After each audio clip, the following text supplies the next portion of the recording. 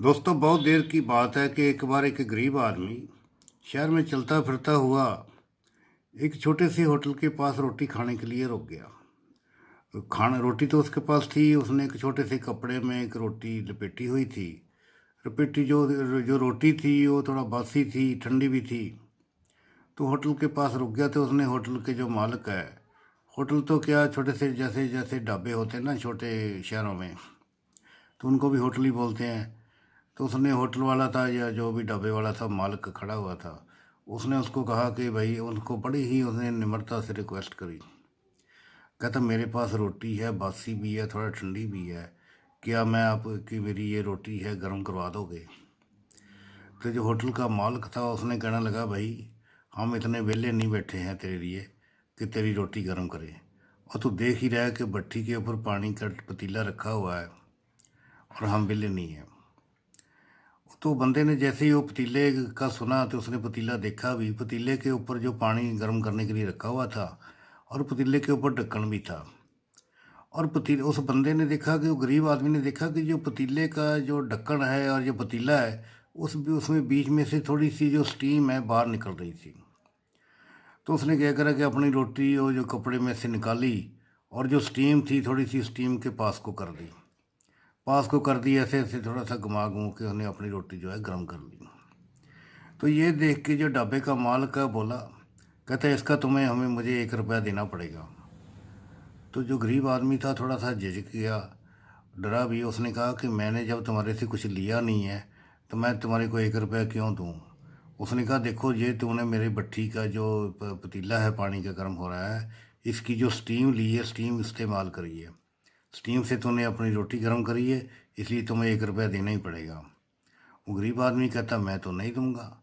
इतनी देर में रौला पड़ गया, लोग इकट्ठे हो गए। काफ़ी से अमल के लोग जो वहाँ सुन रहे थे, सारी तमाशबीन इकट्ठे हो गए। कोई कुछ बोलने लगा, कोई बोलने लगा ठीक है इसको 1 रुपया तो देना ही पड़ेगा।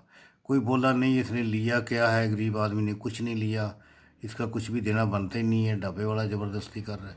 सारे लोग अपने अपनी बोली बोल रहे थे। इतनी देर में एक बड़ा ही ऊंचा लम्बा बंदा वहाँ आ गया। बड़ी अच्छी उसकी पर्सनैलिटी थी, लंबा चौड़ा था। तो उसने भी आके उस रौले रप्पे में वो भी शामिल हो गया। उसने दोनों दिनों की बातें सुनी। उन्होंने कहा मैं तुम्हारा दोनों का, क्योंकि वो बहुत तगड़ा था शरीर का, तो उसने कहा कि मैं तुम्हारा दोनों का रौला निपटा देता हूँ। तो ये क्योंकि ऊंचा लम्बा आदमी था, तगड़ा जुस्से वाला था, तो बाकी लोग भी किसी ने एतराज़ नहीं करा कि हाँ भाई ठीक है, कौन उसके साथ पंगा ले। तो उसने कहा मैं सियासी बंदा हूँ। तो किसी ने पूछा भी सियासी बंदा क्या होता है? वो कहता सियासी बंदा होता है ये ना, एक उर्दू भाषा का या फारसी का एक लफ्ज़ है। सियासी इसका मतलब होता है जो इंटेलिजेंट बंदा है उसको, जो लोगों के फैसले कराता है, पंचायती फैसले या दूरअंदेशी होती है उसके अंदर, वो सियासी और पोलिटिकल भी बंदा होता है, नेता भी होता है, उसको सियासी बंदा बोलते हैं। तो किसी ने कोई इतराज़ नहीं करा। जो दोनों धीरें थी जिनकी झगड़ा हो रहा था, होटल वाला और गरीब आदमी, वो दोनों भी मान के कहते तुम्हारा, तुम जो हमारा फैसला कराओगे हम तुम्हारा फैसला मान लेंगे। तो उसने, अच्छा, उस जो सियासी बंदा था उसने गरीब आदमी को कहा तेरे पास 1 रुपया है? तो उस आदमी ने कहा हाँ। उसने, बंदे ने थोड़ा सा झिझक के बोला, कहता हाँ जी मेरे पास 1 रुपया तो है। कहता फिर तू अपना 1 रुपया निकाल। तो उसने 1 रुपया निकाला। तो वो जो सियासी बंदा था उसने वही जो 1 रुपया था वो होटल के मालिक को दे दिया। तो ये बात देख के सारे लोग बड़े दंग रह गए।